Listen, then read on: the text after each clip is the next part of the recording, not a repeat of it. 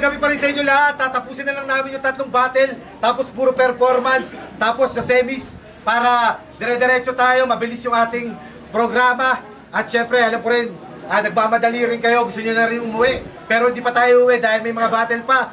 Syempre, palakpakan nyo naman yung battle na nandito. Syempre, maraming salamat sa mga sponsors namin, tsaka sa Wooden Bistro. At syempre, sa kanan ko, pakilala ka pare. Yo, Liz nga pala. Shoutout kay Jake, yung isa ko lang nakasama. Yun lang. At syempre, sa kaliwa ko, pakilala ka pare. Yo, Bu from Pampanga. Shoutout nga pala sa Dambugok Clothing. Salamat sa magandang damit. Roxy na kayo dyan sa online nila. Thank you. At yun, syempre, nanalo na ko ito si Lace, pero pinili niya pa rin mauna. Pakbakan to, na tournament battle, palag pare. Nung una pa lang sinabi ko na sa GC na simot makakalaban ko. Dapat dun pa lang ay nabahala ka na bro. Sobrang gutom ako sa laban. Simot sa akin tong inihain nyo. Kahit hilaw pa at walang nag-aakalang makakain to. BRC game! Hey! Sinabi lang ni RNC na bagay tayo maglaban para style clash. Hiningi mo na agad ako kay Sir Deo. Nung hindi ka gustong makalaban ni Yaya Sam para may makalaban ka, agaran na kung umuo. Tinanggihan ka ni Yaya Sam. Huwag kang mag-alala, uuwi ka pa rin malungkot. At RNC, hindi to style clash itong Sibo. Walang sariling estilo, gaya-gaya lang to kay Mot. Sa barangay nyo, ikay hinahangaan. Tinatangkilik talaga. Sa battle rap ng una mong salang, halos lahat bilib aba. Pero ba't nagpapaniwala ka kay RMC? Paniniwala sa sarili, di mo ba kayang madala? Paano titindig dito tong namumuno? Kung madali lang mauga na baka namumuna. Sige ngayon ka sa akin magpasiklab. Kung gusto mo ng pasiklaban, gutom ka, sige sumagad. Sumugod ka ng walang alinlangan. Makakakita kayo ng babaligtad. Kahit hindi gumagamit ng baligtaran, hindi ka sa akin tatalab. Sa Lopez pa lang, wala na akong kahinaan. At speaking of Lopez, nung nasa Lopez kami, tawan-tawa ako dito.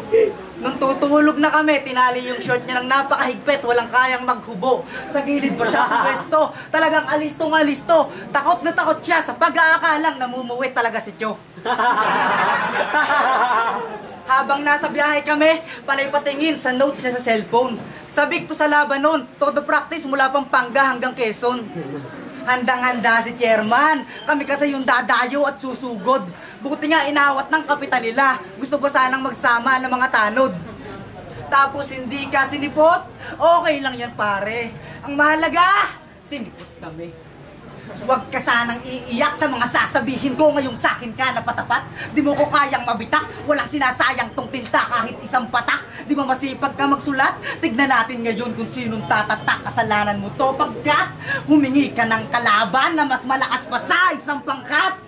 Panibagong maskara na naman ang aking nakalaban. Nilalang na nagtatago, nakapaloob sa anino ng ibang katauhan. O siya, magpakitang tao ka na. Yung mga hurado, subukan mong kaibiganin para makuha yung panalo mong inaasam. Pero panigurado, yung mga tira nitong hindi tatama sa akin, para talaga yun kay Yaya Sam.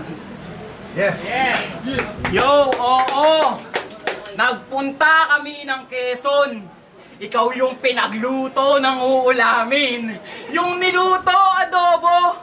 Di mo malaman kung maalat o maasim. Binalik ko lang yung senaryo, ngayon totoyoin ka sa akin. Saktong ako yung pinag-anda ulit ni Deo para ako ay makakain. BRC game! Yeah.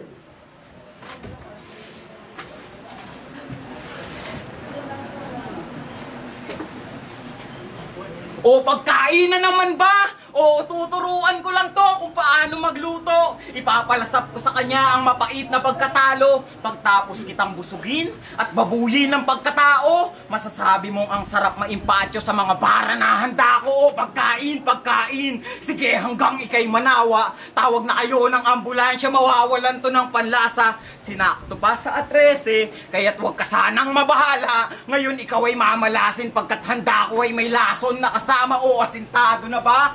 Pag sinabing lace, sir, kahit gamitan mo pa ng mga bara, malabo ka sa akin na lumebel. Matatalo mo ako sa ganyang estilo. Puta pare never, asitado din ako. Lalo pag sumipat ng anggel at ano bang hahangaan kay lace. Yung setup at tugma niyang mahaba pero sa dulo walang suntok. Ako madalang lang kung bumira pero rekta yung tinutumbok kaya magkaiba tayo, Lace. Malayo ang ating diferensya kaya Grim, huwag mo kaming pagkumpara, baka pagsabayin ko pa kayong dalawa. O ano, mahangin na ba ako? Presko na ba masyado? Pinakitaan ko lang tong Lace kung paano maglampaso at ipapabata mo ko kay Grim o kay MC Dog. Huwag ka lang magkamali, gago. Alalahanin mong kapampangan din to, may dugong aso. Sa oras na inapakan ng budot, wala na akong kinikilalang amo. Kaya sige, enjoyin mo lang yung hinanda ko sa'yo, Noy. Hihilahin kita pababa, ganyan ako pag nagmamaoy. O alam ko sanay ka sa dagat pero wag mo nang subukang lumangoy. Kaya sige.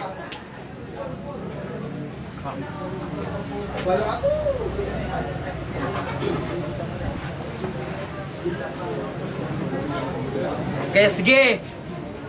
Ibanat mo na yung yahalin tulad mo o kay Mot o pagiging SK. Oo, ganyan ka ka-predictable. Kung gagamitin mo lang yan, tol, sa akin ka masasabol. Ituring mo din na underdog sa laban. Pero pangako, ikaw yung maghahabol. Nakakatawang ako yung tinuturing mo na aso. Pero ikaw yung tumatahol. Pero ibahin naman natin yung eksena. Pandadamay ng ibang tao, kanya laging binibida. Paninira ng puri, yan ba natutunan mo sa eskwela? O baka inggit ka lang kasi walang nagmamahal sa iyong pamilya? Yan ba ang iyong gusto? Galawang meltsahan ko? Ngayon ikukwento ko sa iyo kung paano ako manarantado. Alam nyo ba yung nanay neto? Yung nanay neto, hindi ko gagawin yan. Magpakailanman, di ko galing halongkatin yung baho ng ibang tao. At last, sana pagtapos neto, matuto ka na. Di lang kita basta pinag-aralan, pinangaralan pa kita. At alam ko masipag ka magsulat, pero sa akin di yan uubra. Kung sipag lang pag-uusapan, puta, it's over. Time na. Uulamin. Tangina, ako yung pinagluto, pero ito yung pinakamalakas kumain. Game? Nananahimik ako sa mundo ko habang kalawakan ay binabagtas. Walang imik sa sulok to, tamang isip lang ng maitatalastas. Pumasok ka sa lugar ko, ngayong humarap na tong kalaban. Titig sa liig sa may laslas, mawawala ng buhay to si Bo. Ngayong nag-cross na ang ating landas. Sa kabila ng lahat, ako'y saludo. Dahil sa akin mo naisipan na dumalaw. Anumang klase ang iyong iba to, nakahanda ko. Pagtanggap ay nag-uumabaw, san mang dako ang iyong atake. Siguraduhin mong isip ko ay mapupukaw. Salong dinaluhan, inakala mo pagpahaba ng buhay. Tarantado, pampadami ito ng mga ilaw. Di ba asintado ka, kaibigan? Ba't yung mga sinabi mo parang di ako tinamaan? Yung walang buhay na patamaan, yun lang yung kaya mong pakitaan. May bitbit ka ngang sandata pero wala pa rin yung pakinabang. Anong silbi ng kada tira kung yung mga tinatamaan ay yung mga walang kinalaman? Sinaba ka na agad sa misyon, nalalalamig pa ang mga bala. Masasabing ikaw nga ay preparado, kumpleto sa kargada. Pumunta ka sa dako pa rito, bruhula mo'y nasira, hindi na gumagana. Naging handa ka sa negatibong tagpo, huli ka na nga lang, kanina pa nag-uumpisa ang gera. Kaso di mo alam kung babaon, ni hindi sigurado kung tatama. Kinalabit agad ang gatilyo, ang tinamaan ay ang iyong mga kasama. Nasa ilalim ka ng ilusyon, malayo sa realidad, puno to ng hiwaga. Di ka na makakalabas sa mundo ko, dito ka na hihilata. Balik sa realidad at ako lang mag-isa ang bumalik. Kung pagdalaw kay Bo ang hangad sa mundo ko ay pumanhik. Katawan masisilayan, sa dugo nakababad. Yung ulo ay aking bitbit, walang misyon na natupad. Mga kabaro mo ang magsisilid sa'yo sa kwadradong silid. Na-imagine nyo ba? Na-imagine mo ba? Ganon lang kita kabilis tinapos. Lahat ng sinabi ko sa'yo nakabalot. Alam mong patibong ang pinasok, dumiretso ka pa rin, gusto mo kasing makaraos. May tira ka naman, kaso nga lang iyong sandata di mo muna pinaayos. Tong kumakatawan, tinagalan ng ulo. Mas maayos yung flow pag yung dugo mo umagos. Kaya, huwag mo nang ipagkumpara ang ating abilidad. Magkaiba tayo, Brad. Tumatak ka sa kanila na malakas na kaagad. Ako nakilala bilang mahina, na paunlad. Sa mga susunod, may ilalakas pa ako. Nag-i-improve kada may nabibira. Ikaw, malakas ka na, di ba? Ang tanong, may ilalakas ka pa kaya? Ay, hindi. Mali. Teka, wala pala akong pake kung humina o maging sobrang lakas mo pa. Kasi kahit maging ano ka, panay bu, pati naman yung isisigaw nila. Time! Bye. Puta, bu, nag-name flip pa. Pare, ang baho ng iyong pausok. Pag Cebu na ang naglechon, tsak may maaabo at masusunog, eh.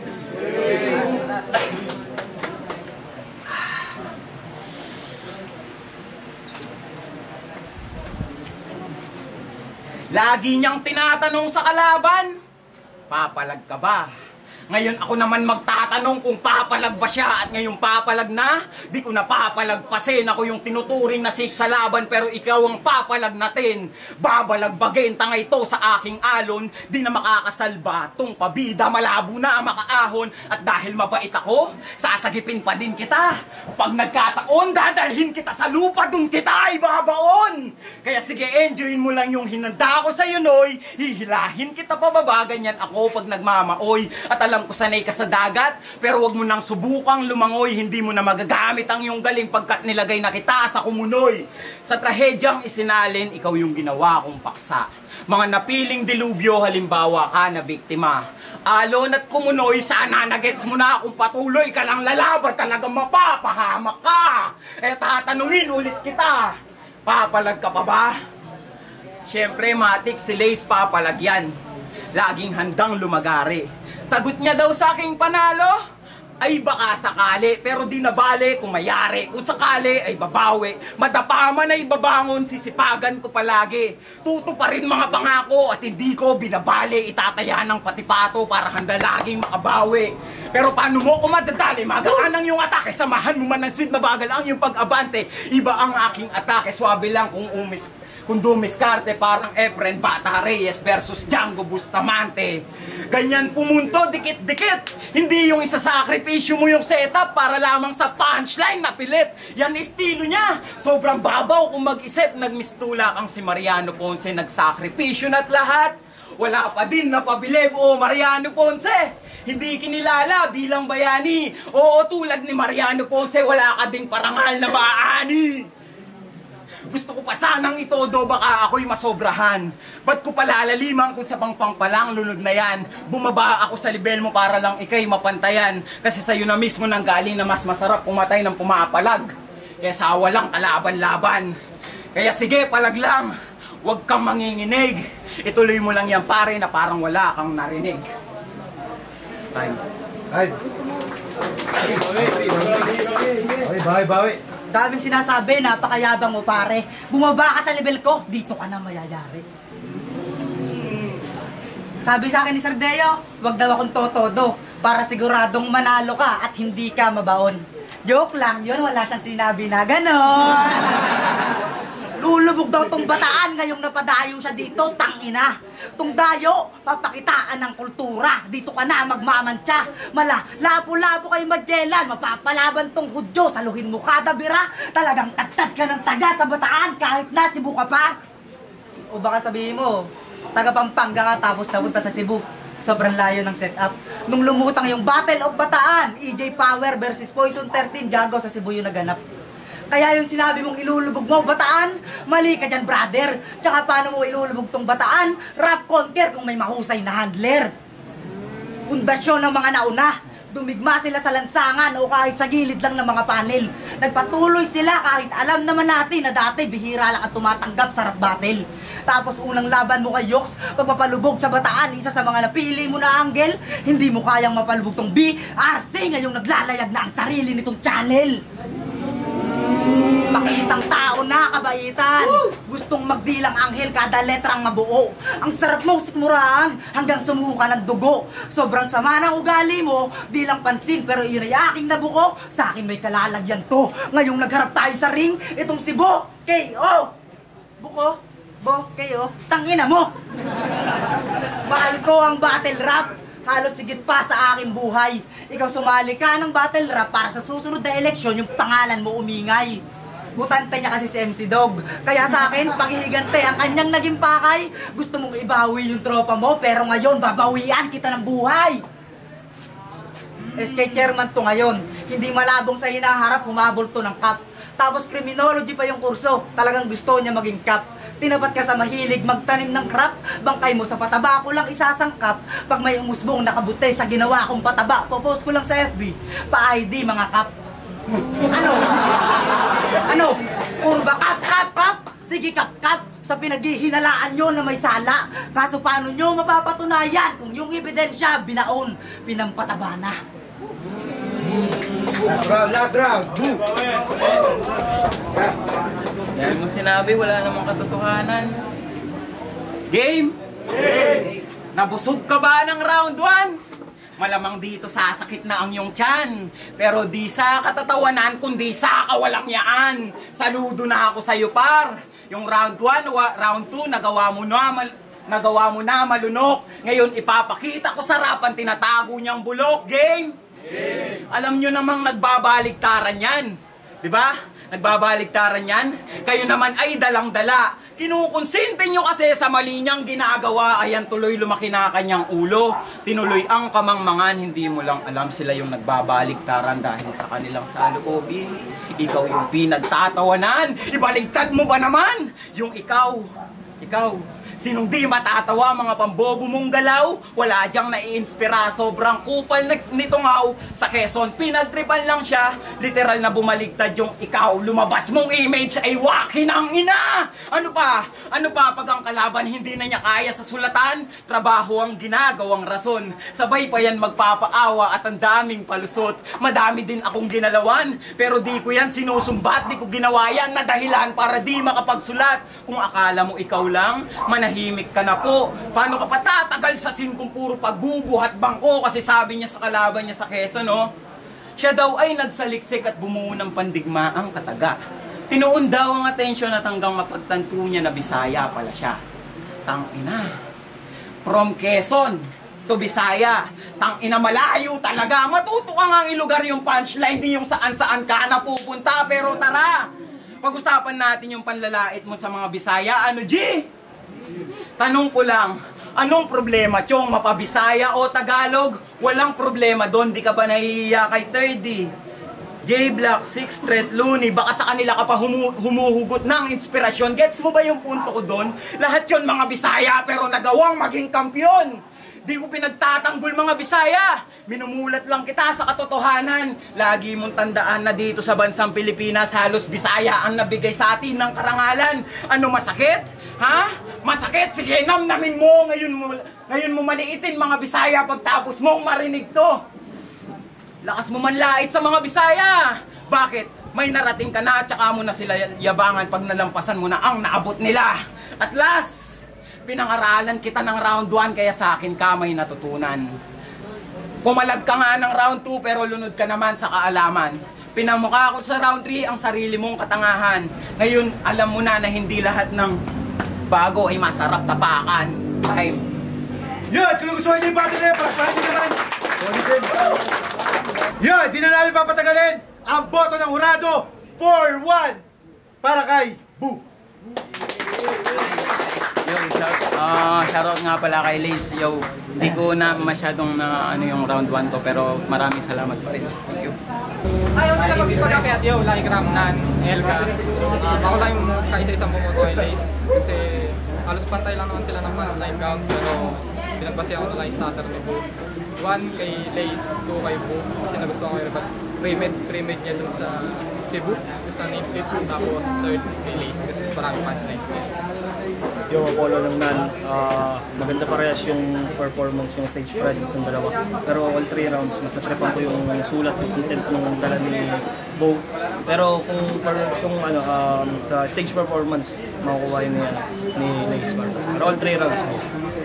Yeah, RNC, binoto ko si Bo. Para sa akin, round 1 nakuha ni Lace, round 2 naman nakuha ni Bo. Tapos yung round 3, pinag-isipan ko na lang kung sino mas effective. Maganda yung nilatag ni Lace, kala ko talaga sa kanya na yun. Pero mas gumawa talaga yung kay Bo yung round 3. So, okay.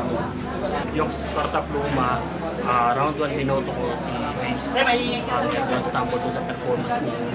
Pero punto por punto, halos dikit lang sila. Then round 2, round 3, pinigil pa yung napakaganda nung pinakita ni Bu, lalo na nung second round yung one sa team niya. Saka nung third round yung tinira niya yung pagtira ni Lace sa mga Bisaya.